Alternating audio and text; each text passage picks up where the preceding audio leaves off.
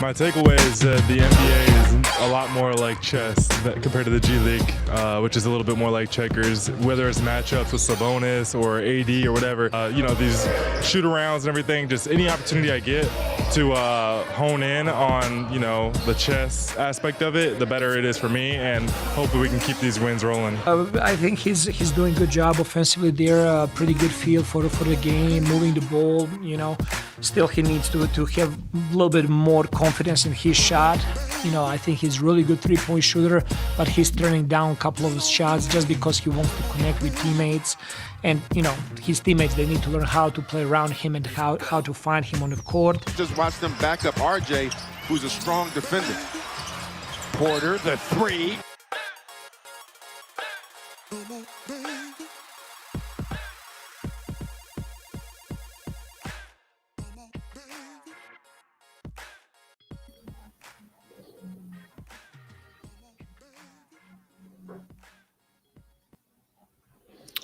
How y'all doing today? Welcome to Pensari Basketball Live, and today we're going to be talking about the best decision that the Toronto Raptors have made, in my opinion, in the last 3 years, or wherever the hell they drafted Scotty Barnes. A lot of people say that the Raptors don't win on the margins anymore. They don't get these second-round picks right. They don't get these two-way contract guys. What about, the Isaiah Joes of the world, Rob? Where are these guys? I think you got one here. I think you got a very, very good basketball player in Jontay Porter. I am very excited about this young player. So today I'm going to lay out my case for why I think he's a steal, why I think he could be a long-term fit for this team, what he does well, what I like about him. It's going to be a very structured live. 23 things that I like about him. All right. You might not think that there's 23 things to like about any player in the world, but I tell you there's a lot to like about Jontay Porter. First, a little bit of a shout out to this community. We've been going crazy, man. This community is growing, very large. Our lives are bumping. There's a lot of people coming into this community for the first time. It's really cool. We just had our first ever 30,000 view video, which is really cool and very exciting because we've never done it before. And all those videos that we made 400 videos before we got one that got to 30,000 views, which is really cool. You know what's super cool? That 10 minutes later, I looked and a second video had also jumped to 30,000. Where's this coming from? Well, I won't take all the credit. Part of it is obviously there's a renewed interest in the Raptors right now, given that they've traded for RJ Barrett, Emmanuel Quickley, Canadian kid comes home, Emmanuel Quickley, super exciting guy. A lot of New York fans trying to trace him in. Kind of doubles your fan base for a short period of time. But I don't think that's it. I'll tell you where it actually came and why it came. Because for years, people have been saying, Rob, you need to make more of these shorter videos. And by the way, this live is setting up a very short piece that I want to do on Jontay Porter that's going to drop out next week. I just want him to play a few more games just to get a little bit more footage, sample size, etc. I'll tell you where it's coming from. It's coming from the fact that Scotty Barnes did not get All-Star votes. Surprised that my favorite player not getting All-Star votes would cue a bit of a motivated jump from me. Truth be told, I remember going on a Instagram story and I said something to the effect when the first All-Star votes came out, and a couple of people reached out to me and they said, I can't believe that after everything you pushed to get this guy into the All-Star game and everything that a lot of people are pushing, that we couldn't get him. We couldn't get people to vote. And I said, you know what? We need to be bigger. We need to be so much bigger. We're not reaching enough people. We need to be able to make views. We need to be able to get millions of views. We need to be able to get, forget all these. I think I've been competing with the wrong people, to be honest. I look at channels and I'm like, oh, they're getting 3,000 views. We're getting 5,000 views. We're good. I'm done. I don't want to think about 3,000 and 5,000 views anymore. I don't want to think about 200 people in the live. I'm not trying to be, ungrateful. I'm very happy about where this community has grown, but it needs to grow more. We need to get bigger. We need to get these videos better. And we need to broaden our horizons a little bit. So, let's keep it jumping. I'm setting my sights really high for this coming year. I promise once Penn Dance wraps, I'm the festival director of Penn Dance. Penn Dance happens 22nd to 25th on February. I tell you, March 1st comes, I am chasing this channel with reckless abandon. I want to make videos that have just never been touched, and I think I can do it. So that's going to be that. Now let's get back to Jontay Porter. This is going to be a pretty structured video. It's going to be hopefully it's going to be pretty on point. And let's get to the first thing, which is really how it started. Okay. So thing you got to know is Jontay's story is very interesting indeed. Okay. I want to show you a picture of his family because I think it's one of the coolest pictures of any family that you're ever going to see in your life. Where is it? Here we go. Here's a picture of Jontay, his mother, his father, and his, count them, 7 siblings. Hang on. It's loading. It's a big picture. This is the Porter clan. This is the Porter family. It's a lovely family. Gotten to know a lot about this family, largely not because of Jontay, but because of that young man, his older brother, right under him in that picture, Michael Porter Jr. Michael Porter Jr., for those of you who don't know, obviously plays for the Denver Nuggets, but prior to playing for the Denver Nuggets was one of the most hyped and highly touted, highly recruited, highly talked about prospects in high school basketball. And he was slated to be the number 1 overall pick. And his father, Michael Porter Sr., who will be the man on the far left of your screen, he is a basketball coach. And he coached these 2 young men, and he's also coached their sisters. This is a basketball family. So Jontay Porter comes from basketball. And he grew up, and he was recruited very early. He was a 5-star recruit. People maybe don't know that. Jontay was a 5-star recruit. He had part of the video that I'm making next week is going to talk about who he was in grade 8, and I just think that it's a really interesting story in terms of where he's coming from. When you look at a prospect, if you're Masai Ujiri, Bobby Webster, naturally you're looking at who they come from, like who are their parents, who are their siblings, what are the predictable things that must have happened in this household. What was there violence in the home? Was there spirituality in the home? Was this kid taught? And I just think that a kid who comes from a basketball coach, his father's a basketball coach, a very spiritual man, a very peaceful man, a very good man, by all accounts, from players who've played for him, who've talked on record about him, and all the research that I did for that next video. I mean, you just find that this family is just a beautiful family. And you can sense that from listening to Jontay talk. You can really sense that. But the entire family is basically injured. It's the weirdest thing. I don't know how to explain it, but they've all gone through serious injuries, and Jontay was no different.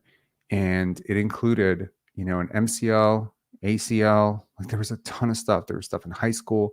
And then, of course, he plays in Missouri, and he plays for his father with his brother, and he reclassified.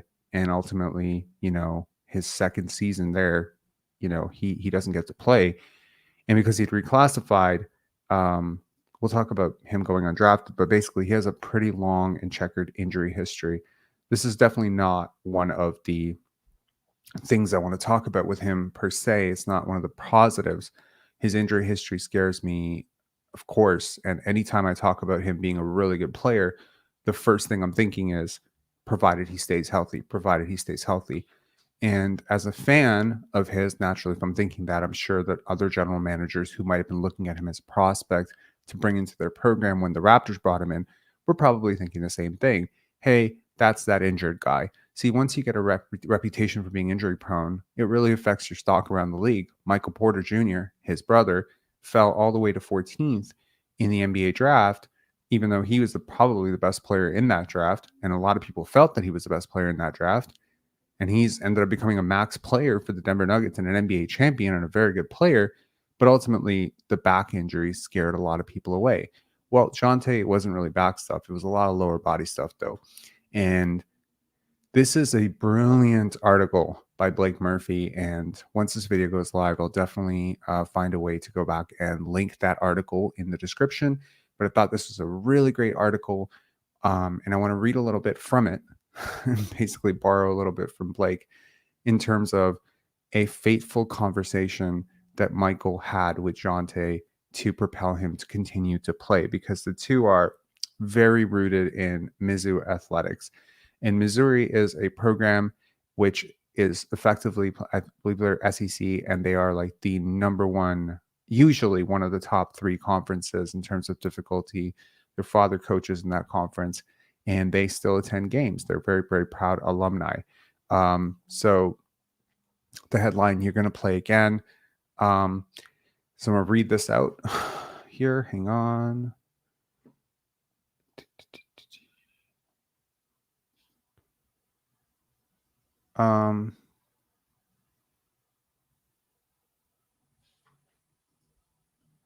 Thanks, guys.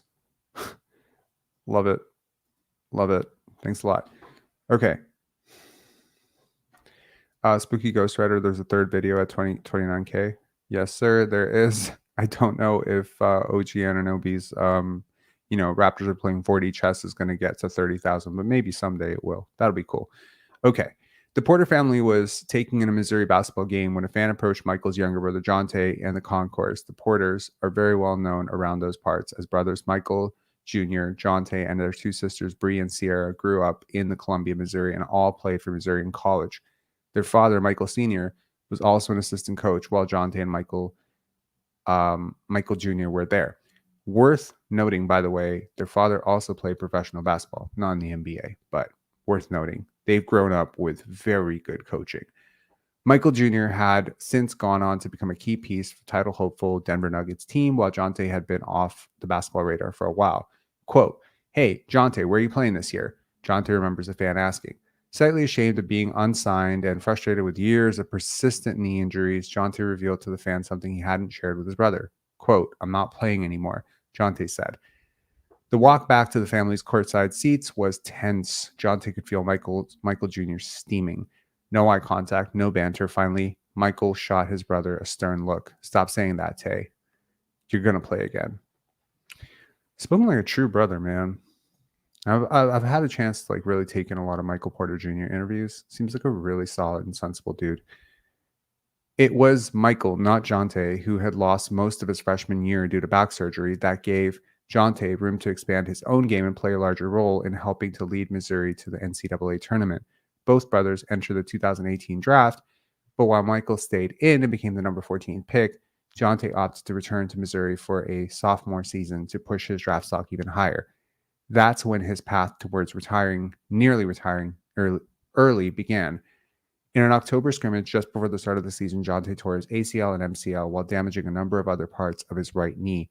Feeling good and wanting to return in time for the 2019 draft, Jontay retore his ACL and MCL in late March, progressing to dynamic movements before he'd been fully cleared.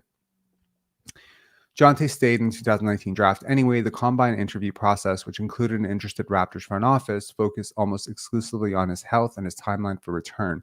At one point, graded as a possible first-round pick in the 2018 draft, Jontay went undrafted in 2019 with no team opting to secure his rights while he rehabbed. That rehab, an isolating endeavor in the best of situations, was something Jontay would have to continue alone. Worth noting, the Raptors really, really wanted Jontay Porter at 59.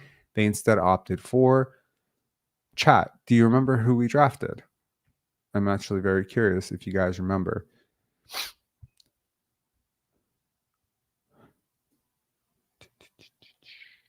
"146 of you don't know Jalen Harris."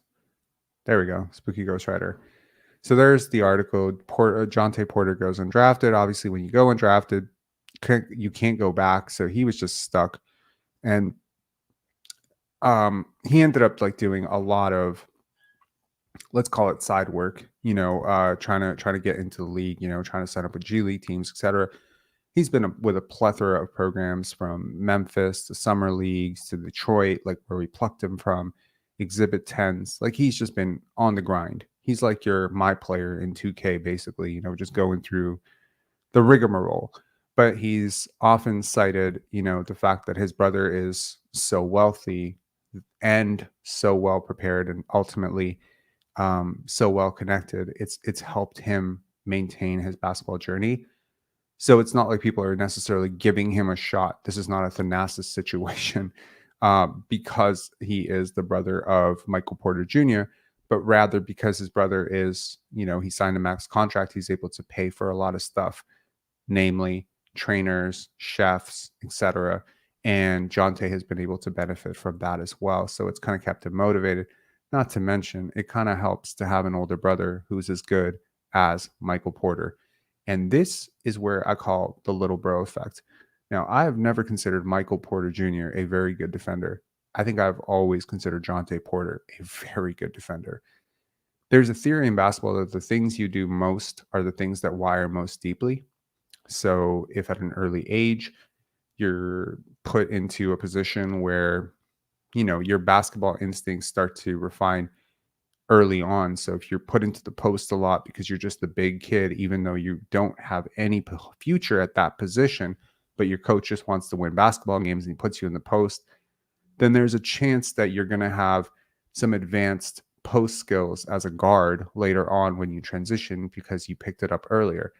When you have an older brother who's an offensive, like lightning rod, like Michael Porter Jr., and you play him as often as Jontay did, I assume you get good at everything else, which is namely passing, rebounding. And this is something that Blake covered in his article as well, that playing as a complementary piece and playing with sometimes teams, you start to become the complement to the ball dominant wing. And the Raptors have a couple of guys who project in that light. There's no real player on this team that is exactly like Michael Porter Jr. naturally. But, you have an RJ Barrett, you have a Scotty Barnes. These are also guys who are very, very highly ranked type of players who will inevitably, as their future progresses, take a ton of shots. And knowing how to play off of a guy like that is a very valuable skill set. The other thing I'll tell you is one of the biggest hurdles for young players is finding the right competition to play against at a young age that can not only test you but also push you in the right direction. I remember a coach of mine when I was in grade 6 telling me that, when I first explored the concept of going to the NBA, and I laugh about it now because I wasn't even close. And he said, in order for you to have a chance, if you want to know if you have a chance, go play with grade 10 kids. Like you're in grade 6 right now, go play with grade 10 kids who are actually good, who play rec league, whatever, not like varsity, but like they play on the team. Go play with those kids and see if you can hang. And I couldn't. I got blocked like 17 times. I couldn't. And that's the point. You got to play up against size. When you're younger, you got to play up against size. You got to play up against older kids. And for someone like Jontay growing up, he always had his brother. And I think that is like one of the things that I think I like about him. And so this cues the first thing that I like about him. And let's continue on. I'll try to be a little bit quicker with this.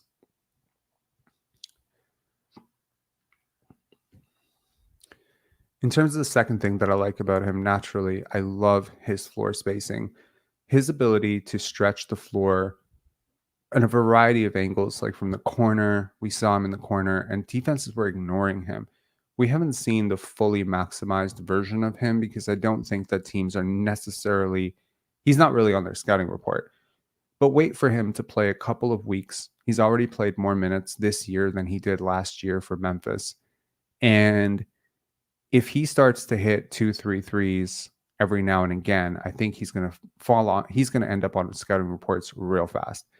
Once he does, it's going to absolutely clear out the paint in a way that no Raptor big has been able to do since Marc Gasol and Serge Ibaka were here.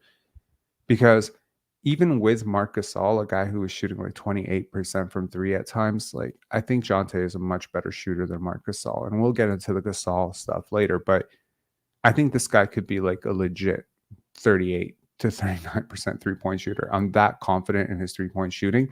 His stroke is very pure. It's very unlikely that a player is going to guard him out there. He's 6'11", 6'11" in shoes with a 7-foot wingspan. He has kind of smallish hands. I was looking at his draft measurements the other day. He had hands that were much closer to a wing player.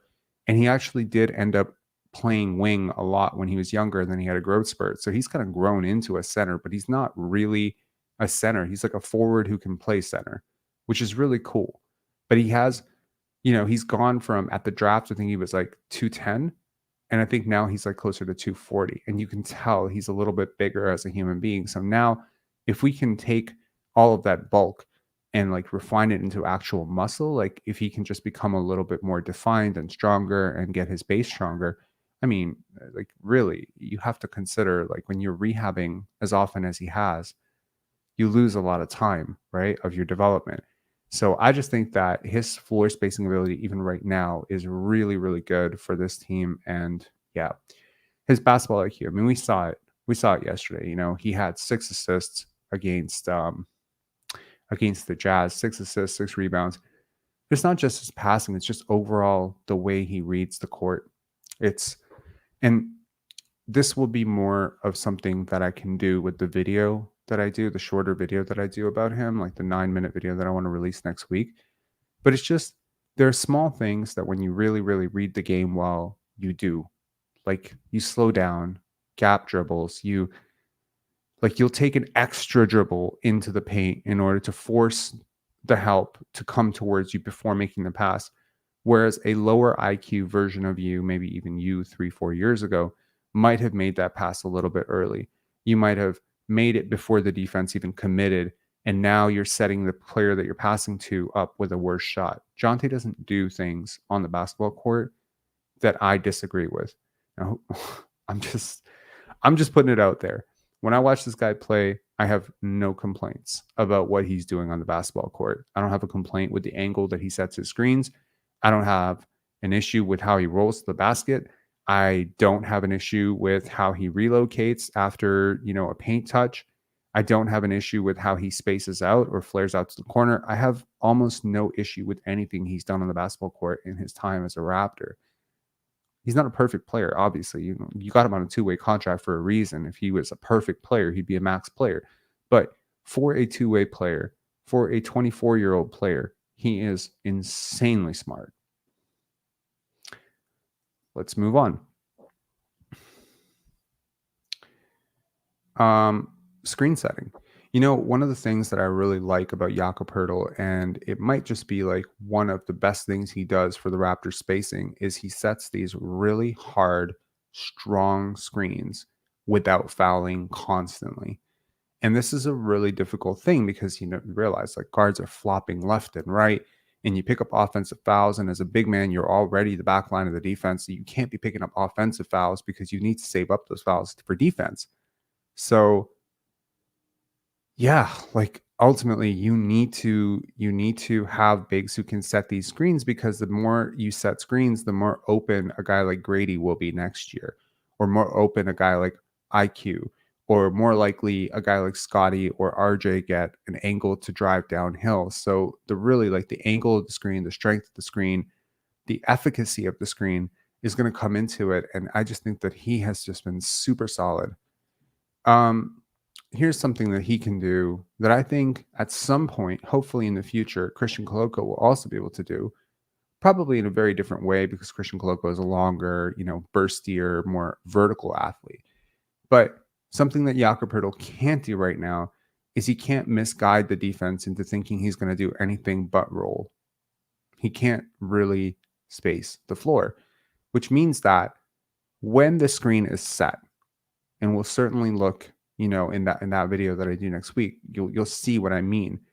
So when the defender sets the screen, when the offensive player sets the screen for a teammate, the teammate is trying to either reject the screen or get downhill, right?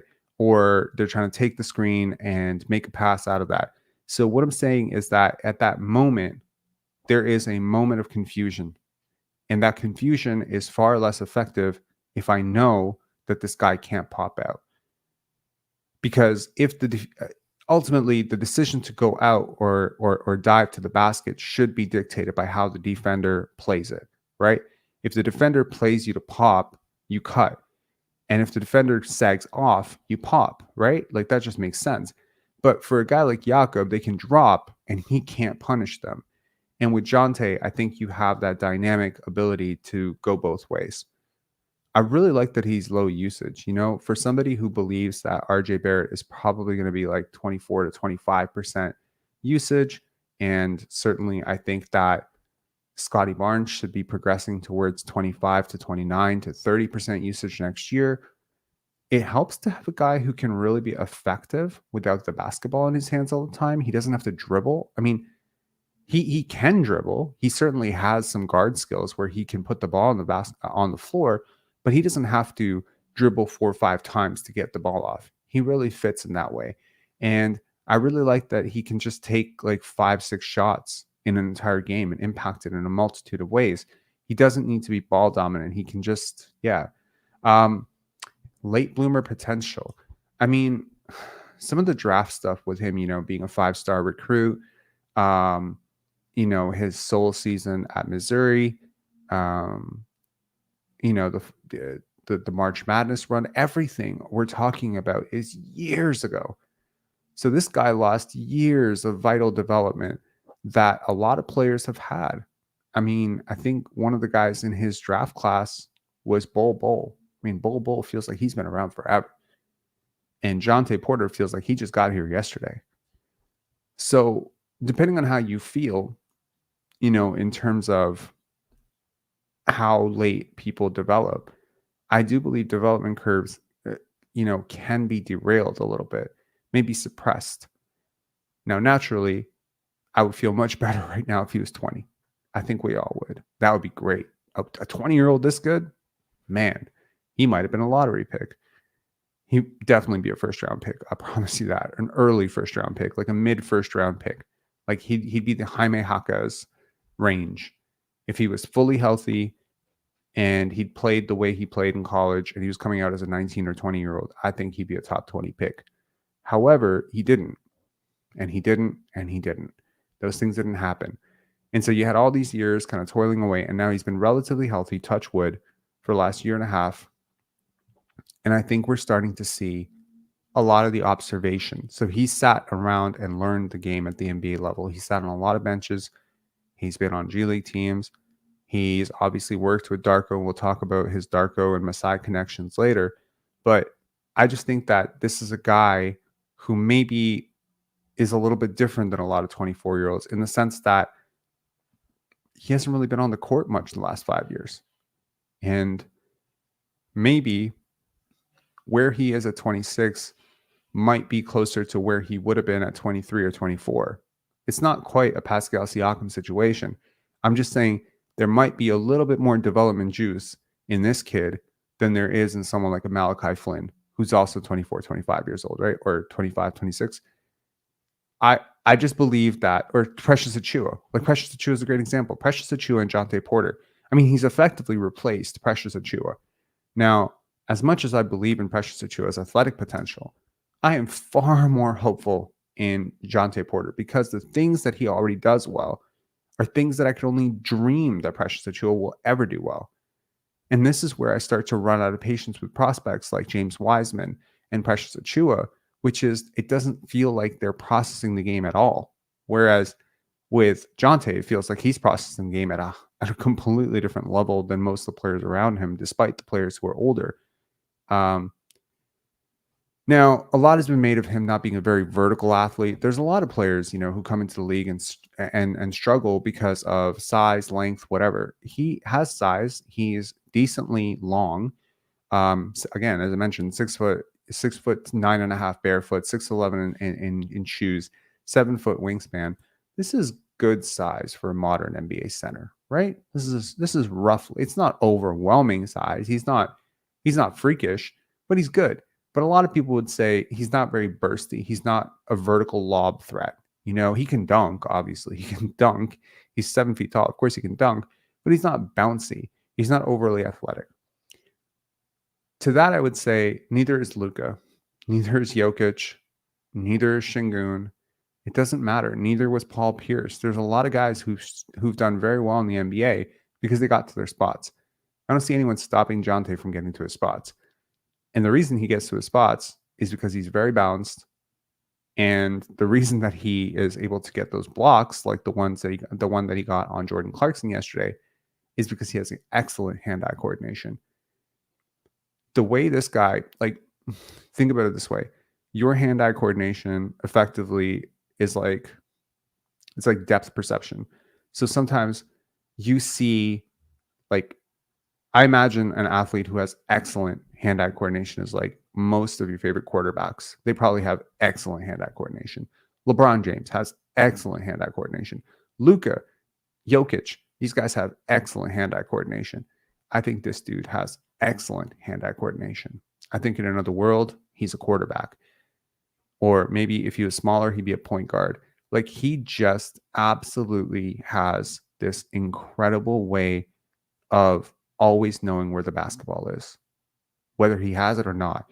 And the combination of being on balance as an athlete, being relatively quick laterally, which we'll talk about, and having solid hand-eye coordination, in my opinion, is a greater recipe for success than simply being a vertical lob threat. I've seen a lot of vertical athletes fail in the NBA, or maybe not live up to their potential.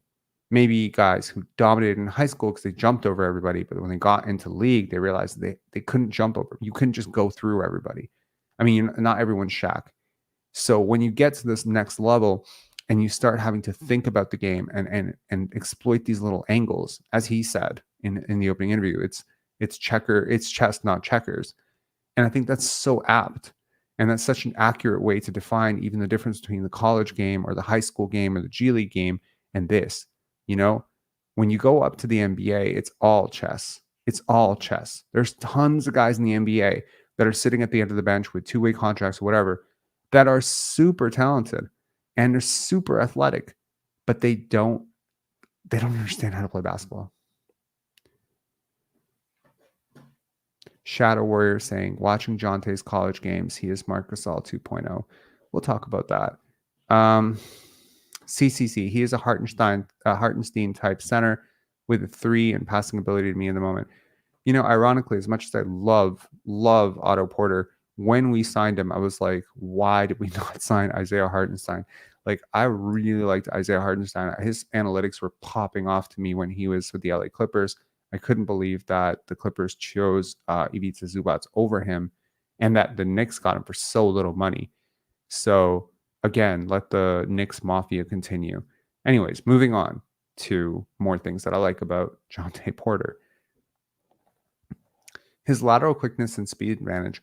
So, we said he's not a very vertical athlete, but man, East-West, he's been great. He's really great. I mean, his ability to anticipate probably comes down to balance and coordination, of course, and skill training. But his lateral quickness to just kind of chest up and stay with guards, like as a 7-footer, it's not easy. And, you know, certainly he's reminding me of certain players that I'll talk about later, but he is really good. And in transition, he's not slow. I've heard a lot of people call him slow. I don't think he's slow. I think he looks slow because he wears the shirt and he kind of looks a little bit chubby and he looks a little bit like George Niang in the sense that he looks like he just kind of woke up and you know, learned how to play basketball yesterday. But man, those are the most dangerous hoopers sometimes. His passing ability, man, I don't even give a shit about the 6 assists. I care about the quality of these assists. I care about the accuracy of these assists. I care about the timeliness of these assists, or there aren't a ton of advantage generating assist like playmakers on this team. Scotty is one. Okay, he is one. I'm struggling to find a second. I really am. IQ is a good passer. He's not an advantage generating advanced reader, right? He's good. He's capable.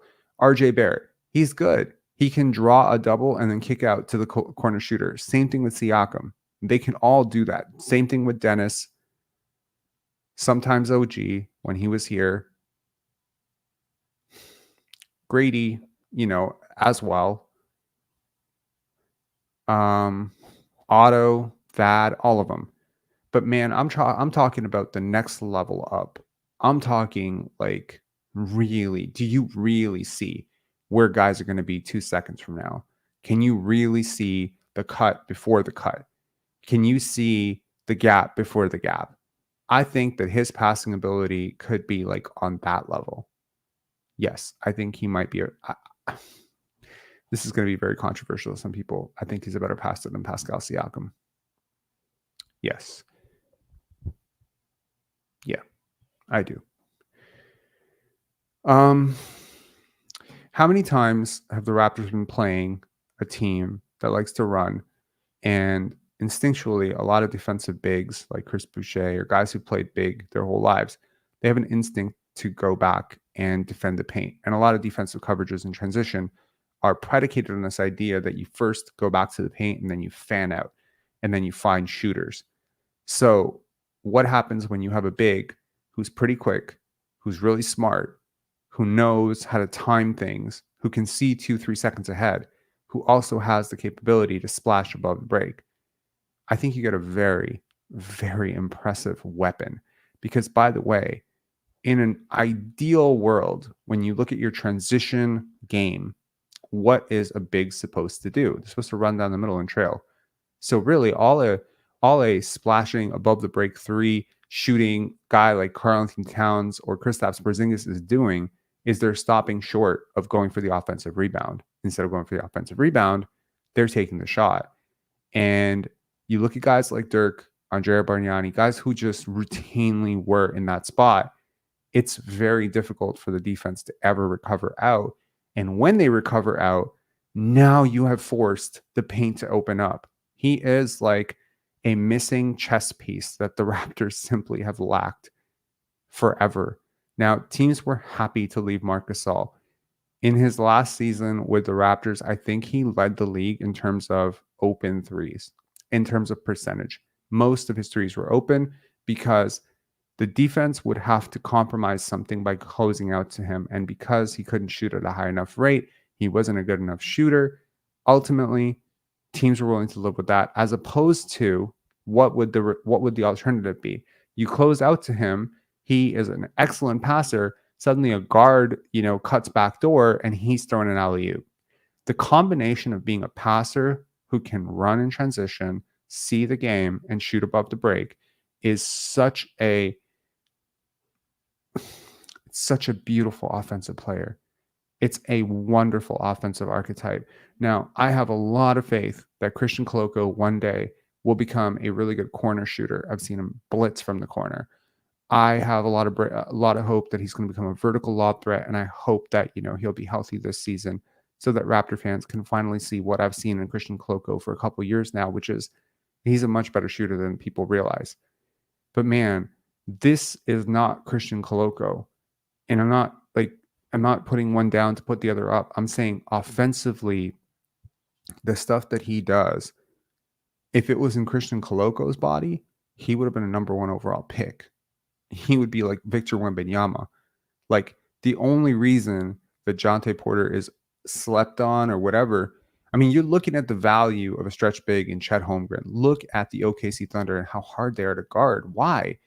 Because Chet can pass, dribble, shoot above the break. He can do all of that, and he's a transition threat. Now, I'm not saying Jontay Porter is Chet Holmgren. Please understand, one of these players is vastly better than the other and younger than the other. What I am saying is that having that type of player on your roster unlocks a lot of the paint defense for the other side. Okay, continuing on. So Darko Rajakovic coached him in Memphis. It's worth noting that Darko has brought quite a few of his Memphis people to Toronto, not only in terms of assistant coaches that he may have crossed paths with, but specifically Justice Winslow and Jontay Porter, two guys that he coached in Memphis, had a good chance to coach in Memphis, and just I think that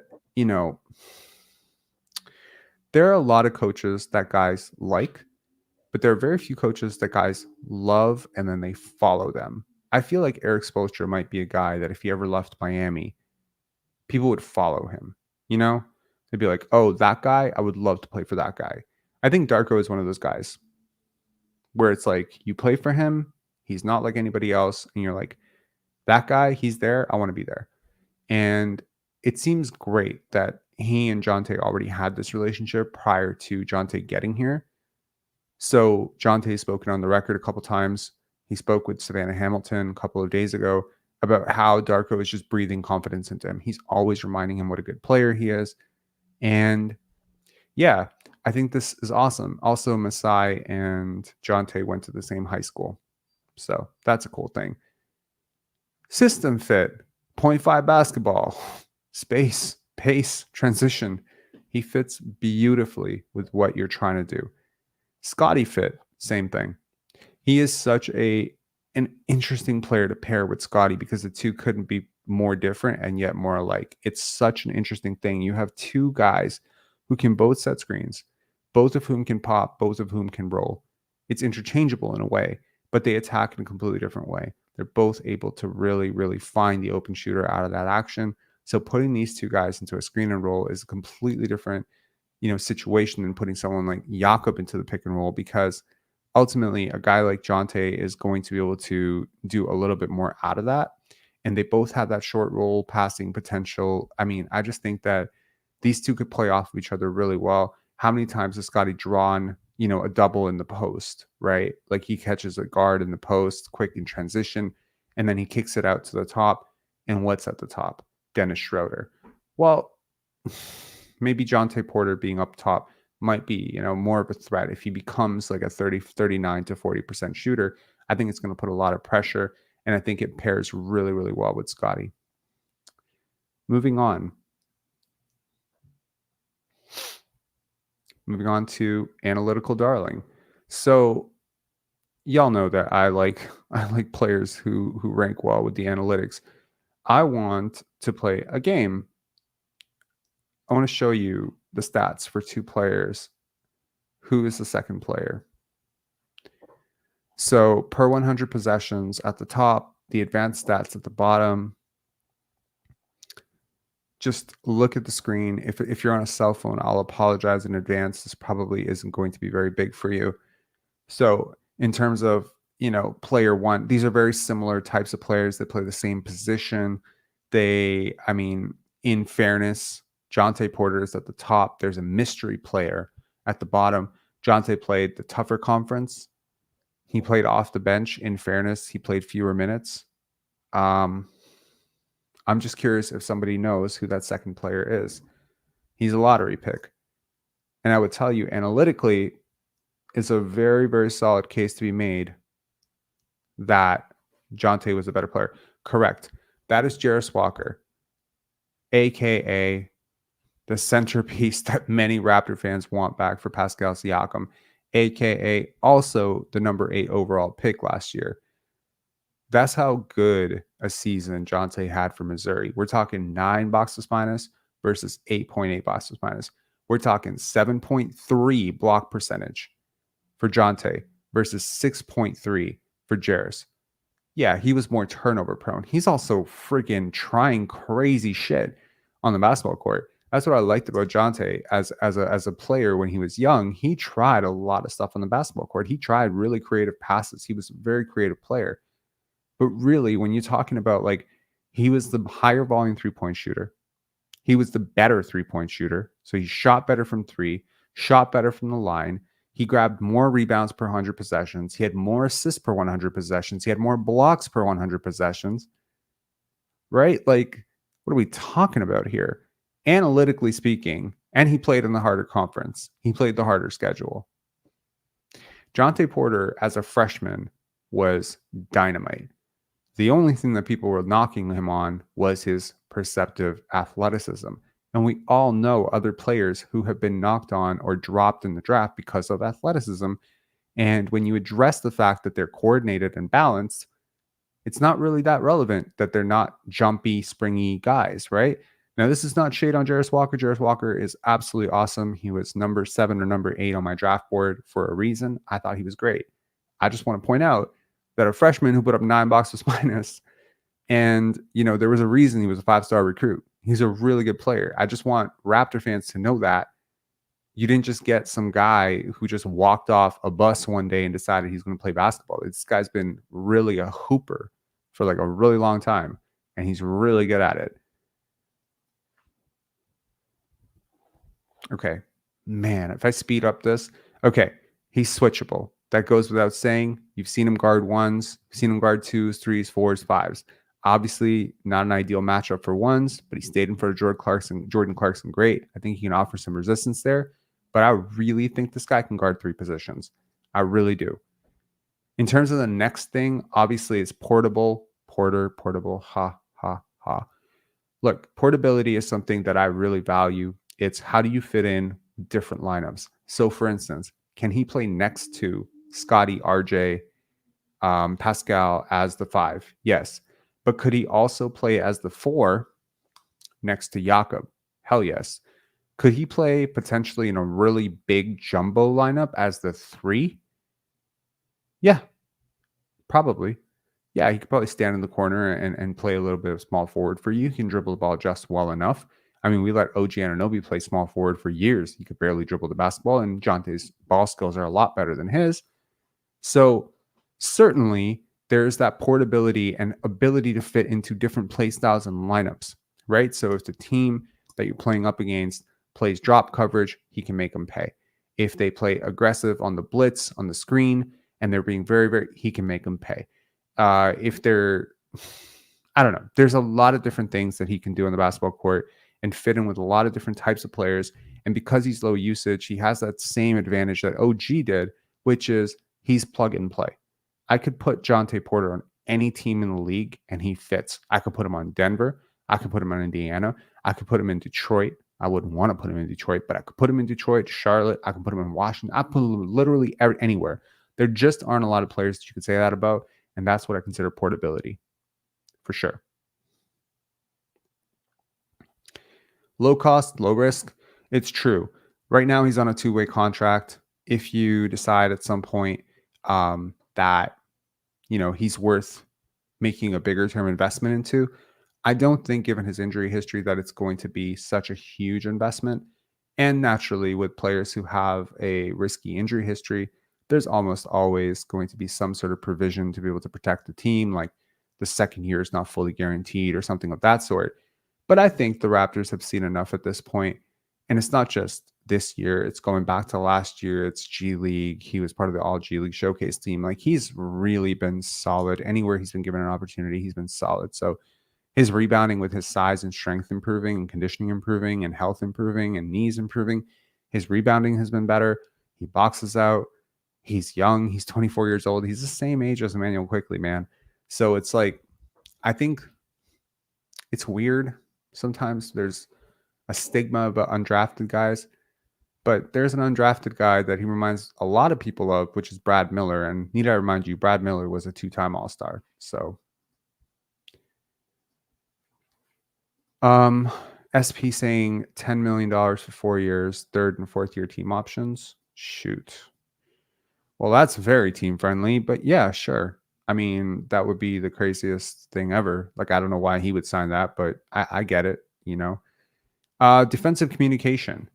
I mean, man, have you watched this guy? He is talking constantly. I watched a couple of G League games of his, and he was like the loudest person on the court. He doesn't seem like he's going to be that loud, but he's constantly in communication. He's really focused, is what I'll say. He doesn't have those aggressive lapses in focus that Precious Achiuwa and Chris Boucher have. Like, he's really dialed in, and he'll let you know about it. Like, he'll let you know where you're supposed to be. He knows where he's supposed to be.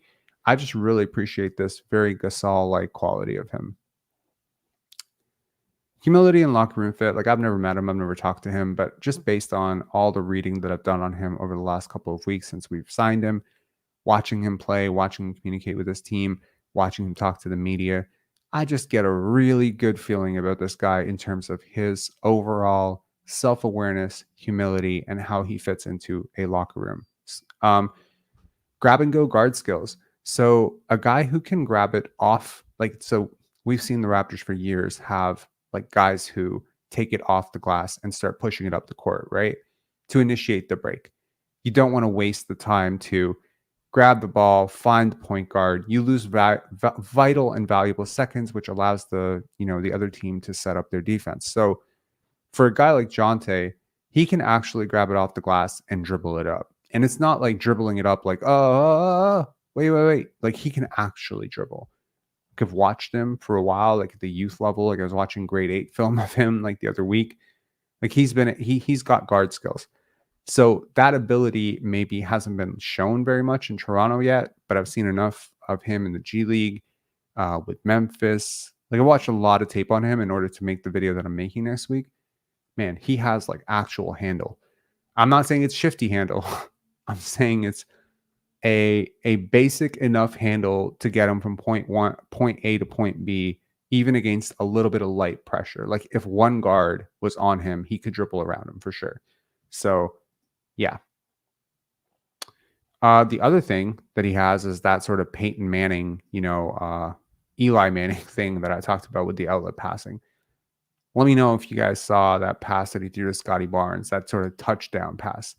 The most impressive part about that, there's 3 things. Number 1, that he saw it. Number 2, that he tried it. He talks about not making a mistake.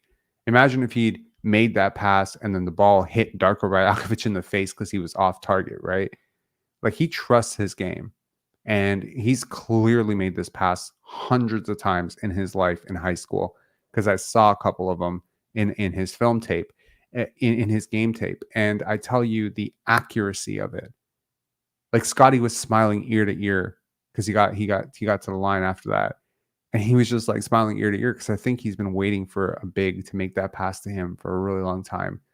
And it's something that we often like talk about with Kevin Love, like how invaluable a skill it is. There's also other bigs that I've seen like really dominate this. Domantas Sabonis comes to mind. His father, Arvydas Sabonis, was also a really, really big. Who else? Jokic, Bill Walton. So yeah, there's been some incredible passing bigs in NBA history. I think I've seen Shaq make a couple of these. Shaq was a really good passer too. So yeah, it's not like it brings me right to my next point. Rare skills and athletic blend make him valuable. There aren't 25 players in the NBA or even 20 players in the NBA like Jontay Porter. Sure, the ones that you know about, the Jokic's, the Alperen Şengün's, the Domantas Sabonises, like these 3-level scoring stretch. Well, I mean, I guess with Sabonis, it's not really stretch. He doesn't really shoot the 3 overly well, but like a guy who can shoot the 3, dribble, pass, shoot, defend a little bit, can be like a guy who can be a competent shot blocker. He can be disruptive and deflective, in the passing lanes, disruptive in the passing lanes. We've seen him get his hand on a couple of balls, like just a guy who can be multi-positional, play a couple of different positions, switch one, maybe 3 through 5. Like I'm describing very, very rare players. Like think about it really. If this guy actually becomes what I hope he can be, he is really, really, really a rare type of player. And I think that when you think about players who have rare but valuable skill sets, they also usually hold a lot of trade value. Now, I'm not suggesting trading him if you sign him or whatever. Let's not get ahead of ourselves. But I am saying in terms of having an asset on your team that is valuable, this is very valuable. This is the type of player, as I said, every team could use them, and they don't grow on trees. You could probably look at next year's draft and say there isn't a single player like this. Could he be a Boris Diaw type? Boris Diaw was actually a really fantastic athlete. Maybe he like I remember. It's hard for me to not think about Atlanta Boris. Before he put on all the weight. I think he's really different than Boris. I also don't remember if Boris was a very good shooter. I don't think he was. Like he was very, very talented. I think it's a very different type of player, man. But I see your point. Like there's a lot of guys like this who kind of fit this mold, like Kyle Anderson, Boris Diaw, this kind of like this bigger player who kind of, but he has this really rare thing where he really does have a lot of Brad Miller in his game. Like I think that comp is really fair. His free throws are beautiful. Slower Lamar Odom, Vucevic. Interesting. So here are two players that he definitely reminds me of. So this is Maxi Kleber, one of my favorite defenders. Look at how Maxi moves his feet without fouling and is able to use like he blocked that shot without jumping, which is really impressive. Just look at the hip mobility of a guy. He gets bumped here by Trae Young, mind you, and is still able to recover, block the shot without fouling. Here comes Maxi Kleber again. Once again, another dynamic guard. I believe that was DeJounte Murray, and he's able to block him. And here he is recovering in transition, which is something that I imagine that, Jontay Porter is going to be able to do. Here's another player that he really reminds me of, and that was Marc Gasol. Now, I initially wanted to slow this footage down, but just look at how Gasol uses his intelligence. Like, he can feel that this defender is off balance when he puts this up. He's just able to constantly feel his way around things. Like, where do you think this pass is going? Like, right here, you don't know anything. Where's this pass going? Just tell me. Let's see if you see the game as well as Gasol sees the game.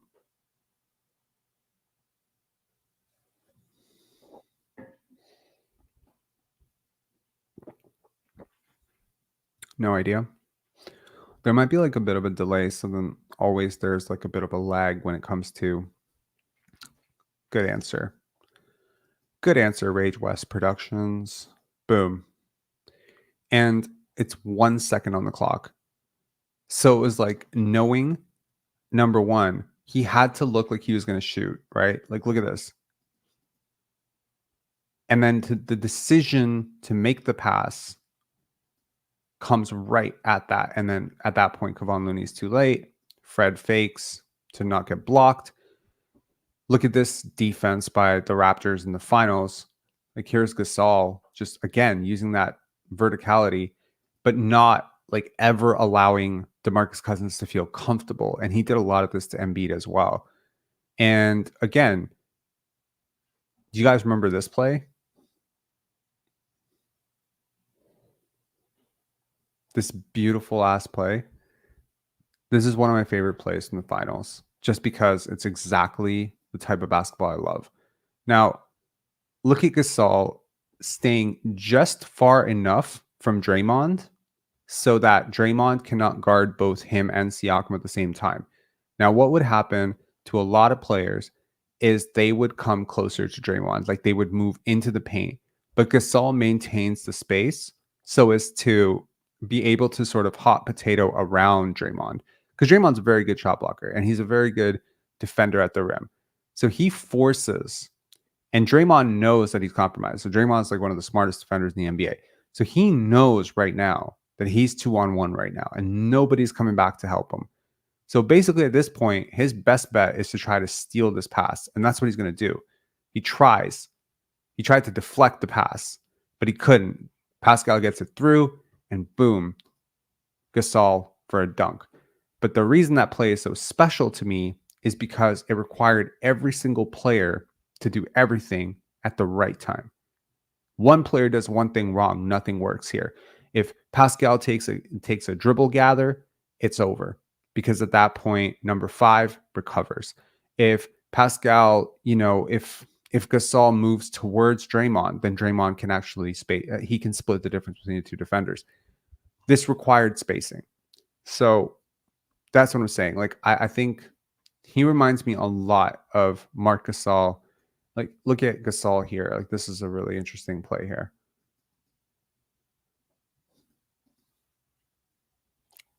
Look at the ability to close this gap, recover out to a corner shooter in control, not fly into him like a crazy person and pick up a foul, which anyone can do, but actually recover and then even block the pass or tip the pass, and then results in that.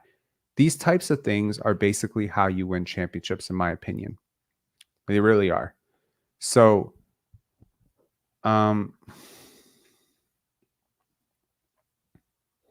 they should bring back those red jerseys. Yeah, they really should. Anyways, there you have it. Just over an hour. And I just want to say I'm very, very excited about this young player. I have a lot of faith in him. I'm really praying he stays healthy. I love beautiful basketball. I love high IQ basketball players.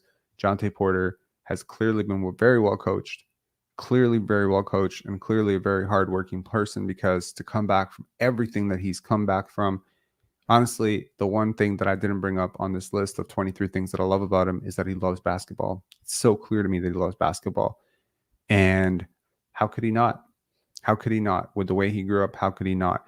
But to fight back through all of this, to be so prepared mentally, he talked a lot in that interview that he did with the Raptors media about, things that he's doing to get his body right, his mind right, spiritually, his diet. Like, you can tell he's just so prepared. And yeah, I'll just say that, a lot of people get written off for a variety of reasons: the way they look, the way they run, their body type, their face. There's a lot of reasons. And I can understand why a lot of teams have overlooked Jontay Porter. I'm really glad the Raptors are not one of those teams. So, Jason Watson saying hit the like. Absolutely. Post Martinista. Yep. Post Martinista. Geez, an hour late. Yep. Time for the recall. So, anyways, I apologize if this live was a little bit not so smooth. I am a little bit sleep deprived, still going through some stuff with my dog here, and he's wobbling, and we got to do more tests with the vet. But nevertheless, I really wanted to do a live today.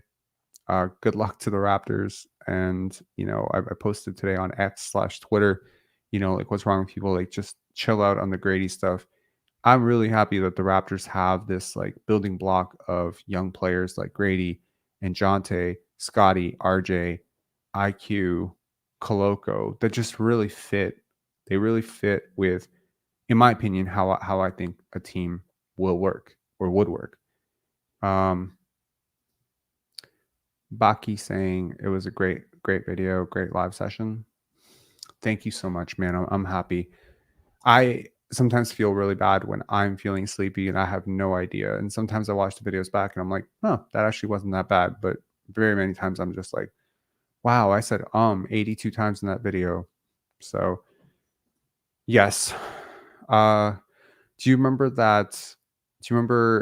Masai Ujiri addressing the Tampa tank? And he said, we won Scotty Barnes. Well, I'll tell you what.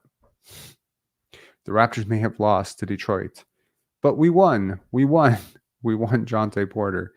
Clearly, the timeline is off on that. It has nothing to do with anything. He was not on a two-way contract. He was available to sign a two-way contract. Ron Harper Jr. gets injured, and boom, that's life. The Raptors continuously continue to track him, and that's the thing that I think people find to be is a little bit underrated about the draft process is when you do have multiple picks, when you have a second round pick, first round pick, you really get a firsthand introduction in a formal setting to a lot of these young players that you may inevitably trade for down the line. Like right now, if the Raptors do end up executing a trade for Pascal Siakam, there might be a boatload of picks or players, young players like Josh Green. Wouldn't it be helpful if you had worked out Josh Green like 3-4 years ago when he was in the draft cycle? Like, wouldn't it be helpful to have had that opportunity to meet him then, to establish that relationship? Again, this is a relationship business, but also it's a data business. And to be able to meet him then, meet him now, see him then, see him now. I don't know how to explain it, but clearly the Raptors monitored Jontay's success throughout, and bringing him into the G League, bringing him up slowly. Clearly Darko has a ton of faith in this guy. He said that he's a rotation big in the NBA. I'll take it one step further. I think that this guy really, really develops his body and stays healthy.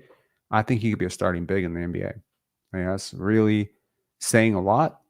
And maybe I should probably leave it to where Darko left it, which is rotation big, which would be a hell of a haul for the Raptors, who haven't had a lot of these prospects and, work out. But really, he's a first-round talent. He is absolutely a first-round talent. There's nothing you're going to tell me that's going to convince me he's not a first-round talent. Players like this go in the lottery all the time with a slightly different build or skin, if that makes sense. Like, the outer body is irrelevant to me at the grand in the overall scheme of things. It's not like he has short arms. It's not like he's slow or anything like that. It's just the movement pattern of him does not feel very fluid to some people. But I just see that him, like, he gets to his spots. That's all I care about. I just care that a player gets to his spots. Defensively, I care that you can get in front of the offensive player. And offensively, I care that you can get past the defensive player. It doesn't matter to me in the grander scheme of things how it looks. I just care that it works. And whatever Jontay Porter is doing, it works. So anyways, take care, guys. Make sure to hit like on this video and subscribe. We are slowly getting on our way to, it feels surreal to say this, 8,000 subscribers. That would be really cool. Take care.